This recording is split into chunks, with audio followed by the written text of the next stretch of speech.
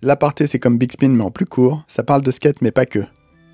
Pour cet aparté, on retourne au benchmark où j'ai discuté de musique avec Nicolas Malinowski. Graphiste, skateur et musicien, il était le 20e invité de Big Spin. Pour commencer, il répond à la question quelle musique sur quelle vidéo part il retient. Big Spin Podcast. Et ensuite, on digresse pas mal.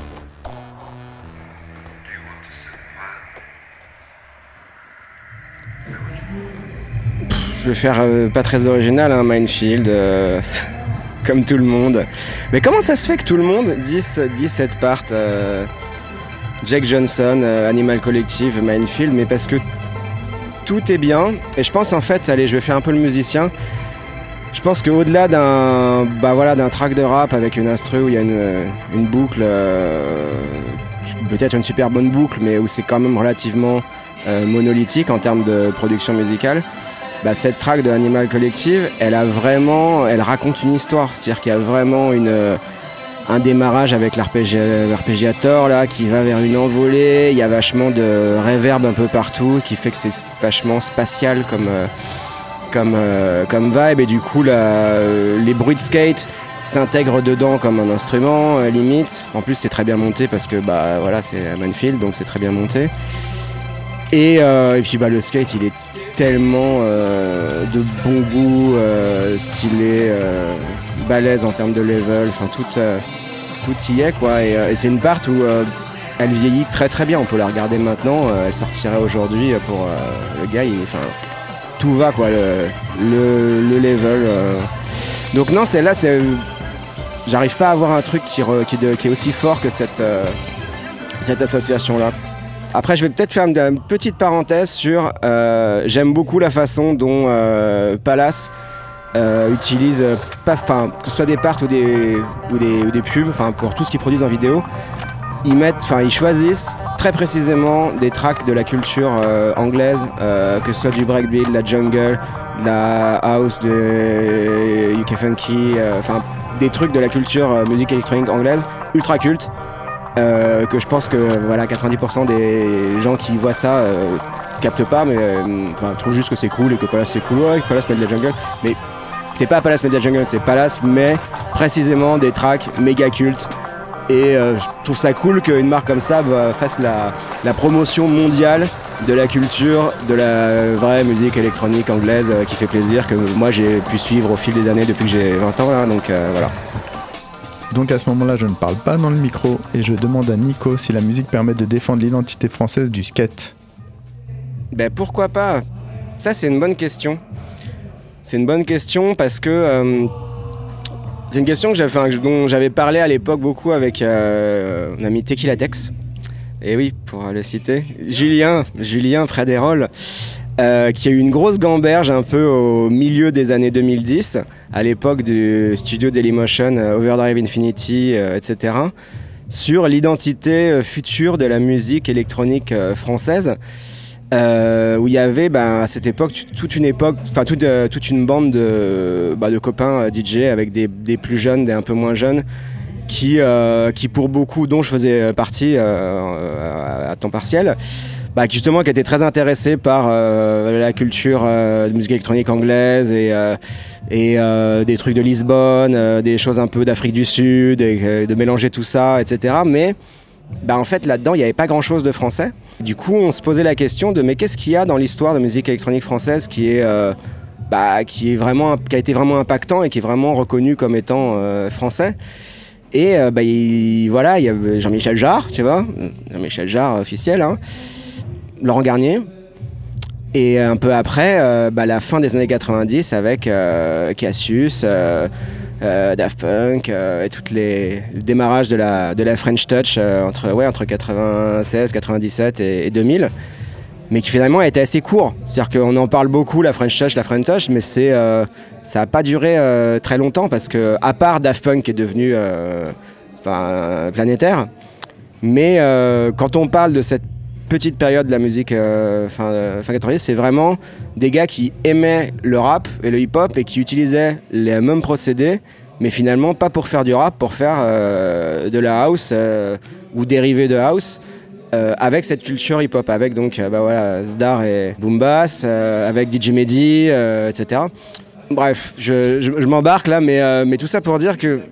Et oui, donc du coup, bah, c'est ça, je pense que c'est assez compliqué de trouver dans la musique électronique aujourd'hui vraiment une identité française, même si y a plein de gens qui font des trucs super cool, mais c'est plus une culture, je dirais, qui s'est mondialisée de tel genre de musique et qui est pas vraiment assimilée française. Et alors par contre, dans les vidéos de skate, pour revenir à ta question plus précisément, après m'être perdu dans les méandres de la nerderie musicale, bah moi j'aime bien, moi je pense à GG, Jérémy Daclin, qui avait quand même mis Indochine ou je sais plus quoi dans les vidéos clichés. Non, téléphone. C'était dans l'Aéropa ou dans la salle d'après peut-être. Mais GG, il a été très fort pour mettre la culture française en avant sur la scène mondiale. Hein. Tiens, prenons un exemple d'ambassadeur de la France au niveau du skate. Après, je pense que Guillaume Périmoni, il a fait pas mal de choses où il a inclus des choses un peu assez sensibles avec de la chanson française. Je pense que un peu romantique. Je pense que Guillaume Périmoni, ça a été un peu le meilleur pour justement intégrer ce genre de vibe. Ça lui va bien. Et après, c'est vrai qu'en termes de rap français, je pense que JB a quand même mis Lunatic dans le 411, ce qui est quand même un truc. Et il y a plein de skateurs, du coup, je pense, ricains, qui kiffent grave la track de Lunatic en comprenant rien aux paroles, exactement comme nous, on écoute du rap ricain. Donc ça, c'est assez cool. Mais rap français sur skate, j'ai pas tellement d'exemples où c'est vraiment super bien en fait. Toujours pas dans le micro, j'évoque Magenta qui a plusieurs fois utilisé des chansons françaises dans ses vidéos. Ouais, si, bah ça ouais, je vois tout à fait. Ah ouais, en plus je la vois tout à fait la part. Ouais, de ouf. Magenta, ils sont à fond de culture française. Non mais ouais, moi je retire tout ce que je dis, c'est Magenta, ils ont vraiment beaucoup utilisé ça parce qu'il y a Soy et Vivien, ils adorent Jacqueline Taïeb notamment, qui est une artiste française pas très connue, qui a fait notamment un album qui est incroyable, qui est du level de... on va dire de Gainsbourg, Melody Nelson et de ce genre d'album culte des années 70 là. Et qui d'ailleurs je pense qu'il doit être fin 70 cet album de donc Jacqueline Taïeb, vous pouvez regarder. Tu regardes un peu l'historique des vidéos Magenta, il y a pas mal de titres, de trucs français, mais pareil de ce genre de soul funk, chansons françaises. Tu as fait plusieurs musiques de vidéos de skate, est-ce que tu peux nous les remémorer? Et d'ailleurs je crois que tu samples du français pour faire une track. Ouais, alors qu'est-ce que j'ai fait? Bah moi j'ai commencé, grosso modo, j'ai quasiment commencé à créer de la musique dans le but de faire des musiques pour des vidéos de skate. En fait, j'avais fait aller vite fait, je pense, une ou deux tracks pas ouf. Quand il y a eu la vidéo Europa, première vidéo cliché, et à l'époque je skatais beaucoup avec Gigi Rousseau et les Toulousains globalement, Fabien Martin, Guillaume Doriac et tout petit Lucas Puig. Et du coup Gigi, je sais plus comment ça s'est fait, s'il m'a demandé ou si je lui ai proposé, mais de faire la musique pour... ou non, c'était peut-être Ben Doren qui m'avait demandé directement, ou un vidéaste et team manager cliché à l'époque. Et du coup j'ai fait cette track un peu du premier coup pour Gigi, pour la Europa, et j'étais super content parce que c'était... à l'époque, c'était un truc, voilà, toujours pareil, sans internet, sans quoi que ce soit, avoir une musique dans une vidéo de skate, c'était quand même assez dingue. Aller à la première, avoir la musique sur le cinéma et tout ça, là, genre, où je me rends compte que mon mastering est quand même pas ouf par rapport à tout le reste, etc. Et du coup, par la suite, ça a enchaîné un peu. J'ai fait de nouveau une musique pour Gigi, pour la puzzle. Enfin, ça part dans une puzzle qui était un peu après, où j'avais fait la musique avec mon copain Charlie de Dirty Phonics, qui maintenant lui est musicien de Los Angeles célèbre. Et donc on a fait ça. On a fait la track pour 411 à l'époque aussi, pour la part cliché dans 411. Et oui, avec sur l'Espagne, avec Pontius Alves et compagnie.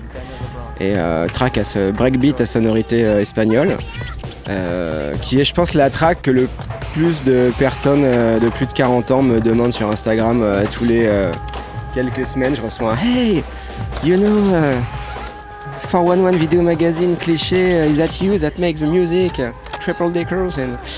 Donc ouais, celle-là, je sais pas, alors que pareil, quand je la réécoute, c'est vraiment, vraiment dur en termes de level. Ça, c'est tous les créatifs, quand tu regardes des trucs qui sont vraiment anciens, là, c'est... Mais des fois, non, mais celle-là, elle me le fait. Celle-là, en vrai, je l'aime pas. Ouais, donc ça, c'était un peu les débuts autour des années 2000, on va dire. Et puis après, j'ai un peu des souvenirs vagues. J'ai dû filer quelques tracks pour des puzzles.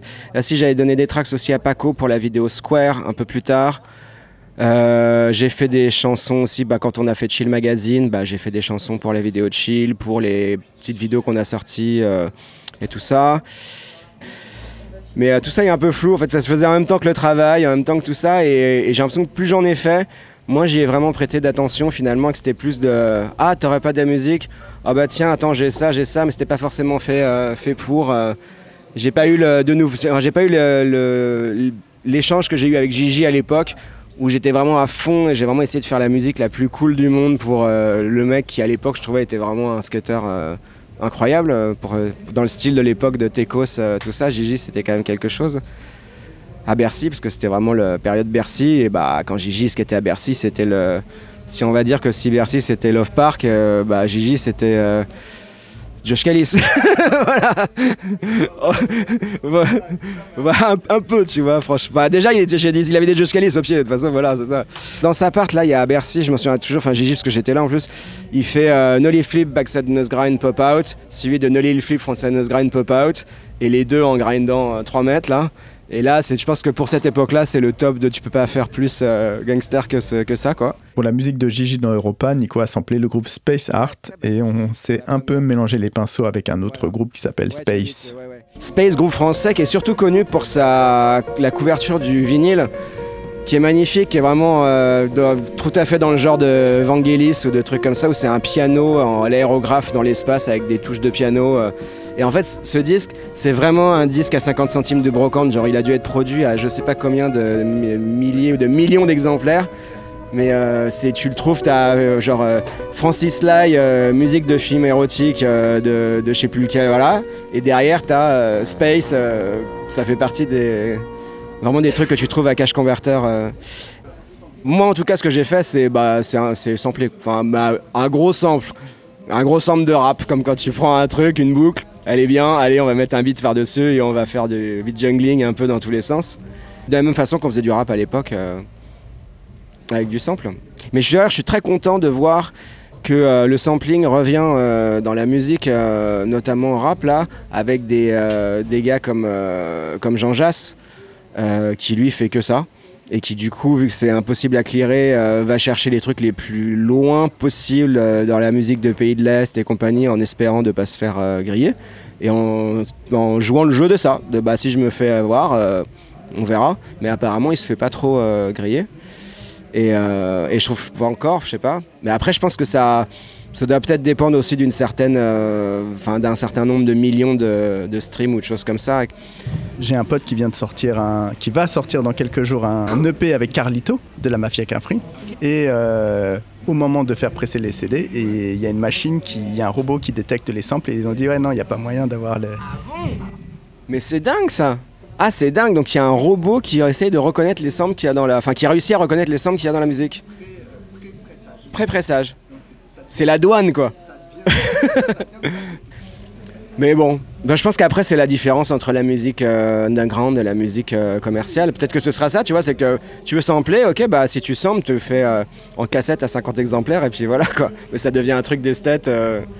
La manière dont le sampling ou pas de sampling a influencé énormément le style musical, tu vois, du coup, tout le rap des années 2000, il est méga électronique là parce que tout le monde s'est dit ok, c'est plus possible de sampler, bon d'accord, on va faire. Alors il y a des gars qui l'ont fait super bien, Timbaland, tout ça. Après d'autres c'est. Ouais. Yam a sombré, ouais, c'est clair. Mais là en tout cas, je disais donc Jean Jass, je redis encore CDC de Butter Bullet, dernier album Château, il est trop bien, c'est que du sample. Et celui d'avant aussi, Jazz, il y avait du sample dedans. Mais là Château, c'est vraiment. C'est que du sample de super bon goût et c'est un traitement, un traitement du sample qui est vachement original, qui est en même temps vachement moderne, mais pareil beatless pour la plupart, mais quand même avec des grosses basses à certains moments qui te fait on est en 2024, mais sur un fond de 1974. Et je trouve que c'est ancien, moderne, tout y est. Moi je suis très très fan de ça. Faut que j'arrête, ça va faire fanboy, j'en parle trop en ce moment. mais je trouve que c'est vraiment réussi. Je trouve que c'est rare de temps en temps d'avoir un bon petit coup de cœur artistique en se disant ça, je trouve que c'est vraiment trop cool d'avoir fait ce truc-là à ce moment-là. Et du coup, je salue. Puis moi, j'ai appris que maintenant, quand j'aime bien les trucs, j'aime bien, je le dis aux gens et ça fait plaisir. Ça mange pas de pain. Butter Bullets, groupe de rap français avec le rappeur Silicide et le producteur Dela. C'est assez spécial à l'écoute. C'est vrai. On échange de temps en temps des DM avec Silicide. Parce que lui, il a fait du skate, hein. Qui fait partie de la bande de Besançon. On en profite pour saluer Damien, Quentin, Charles et Paolo. Et ensuite, dans la discussion, on enchaîne avec Hugo Maillard. Je rembobine. J'ai fait une track avec Hugo Maillard, c'était hyper cool. C'était au début, en fait, l'idée de base, c'était pour dans le cadre d'une vidéo qu'on avait réalisée qui s'appelait non, j'allais dire Feeling Crazy, mais ça c'était chill. Megamix. C'était en 2012, si je dis pas de bêtises, et c'était des parts avec différentes villes. Il y avait un crew par ville. On avait choisi 4 ou 5 villes pour en leur demandant avec un filmeur local de faire une part, et on supervisait la musique et on faisait des interludes entre les parts. Et pour la part de Rennes, en introduction, j'avais eu l'idée de demander à Hugo Maillard, qui est un skater absolument génial, intouchable. On le salue, Hugo, à fond. Et Pacôme Gabriard, donc caméraman de renom également, à la VX. Et je leur ai demandé de filmer des tricks de skate à Rennes qui fassent un son intéressant. Pour pouvoir ensuite prendre tout ça et créer une sorte de montage musique track audiovisuel. Donc ça, c'était mon brief de base en me disant j'arriverai bien à faire un truc cool. Et ils ont superbement réussi l'exercice de justement avec Hugo qui est hyper créatif et Pacôme qui filme trop bien. Voilà, de filmer des slides sur du marbre qui faisaient comme ça, des bongs en droppant sur une espèce de boule en fer qui faisait un bruit de gong trop bien. Un son pour la vidéo. Et après, plus précisément, des tricks bien filmés avec le son qui va très bien droite-gauche. Voilà, je me retrouve avec tout ça. Je me rends compte déjà que le micro de la VX1000 est vraiment super. Ça, tout le monde le disait, mais là, au casque, trop bien. Et ensuite, j'ai créé, au départ, un track de une petite minute pour aller en intro de leur part après pour la vidéo de Rennes. On fait la vidéo première à Paris et il y a Teclatex et Orgasmic qui sont là. À l'époque, j'étais aussi le directeur artistique de San Pellegrino, leur label. Et Orgasmic voit ce truc et me dit « Mais attends, c'est génial, il faut que tu fasses la track en entier, c'est un truc de club, t'inquiète ». Moi je dis ah ouais t'es sûr, c'est quand même un peu expérimental. Il me dit non franchement c'est trop cool, ça fera un tool, prends-le comme un tool techno, ça sera très bien. Et du coup je l'ai développé sur 3 minutes et demie à peu près. Et pour aller pour les anecdotes, du coup j'ai terminé le mix avec Mid qui m'a permis de vraiment faire les volumes et tout ça. Et c'était une des premières fois, je le connaissais de soirée. Mais c'était une des premières fois où je passais un peu de temps en studio avec Mid, et par la suite j'ai beaucoup appris en faisant justement du studio avec Mid, soit sur mes tracks, soit parce que je passais là et qu'il était en train de faire un truc et tout. Et c'est une des périodes où justement en quelques sessions de studio avec Mid, je pense que j'ai beaucoup plus appris en termes de production musicale qu'avec des tutos YouTube. Rien ne remplace l'expérience humaine et voilà, donc Mid a bien fait le truc. Et pour un peu l'anecdote, on n'a pas du tout, quasiment pas mis d'effet sur les bruits de skate de Koksou. Il y a à peine un peu de reverb et tout ça, mais c'est vraiment brut de rue et de micro de VX. Et c'est juste des histoires de volume. Et en vrai, je l'ai joué en club plein de fois, ça sonne très bien. Pour terminer, je demande à Nico la combinaison skater-musique qui lui semblerait bien fonctionner. Sacrée question d'Alban encore ça. Bon, tu sais quoi, je vais en faire un facile parce que je suis sûr que ça marcherait très très très très bien pour sûr. Et je vais faire Michael McRod avec n'importe quel track de Cortex, Troupeau Bleu. Voilà, l'aparté, c'est fini pour aujourd'hui. Merci à Nico pour sa disponibilité et son enthousiasme systématique. Merci à Divino Mehdi Pinson pour la musique. Merci à vous pour vos écoutes, vos messages et votre soutien. Big Spin et l'aparté, c'est produit et réalisé par Sébastien Charlot et je vous dis à très bientôt.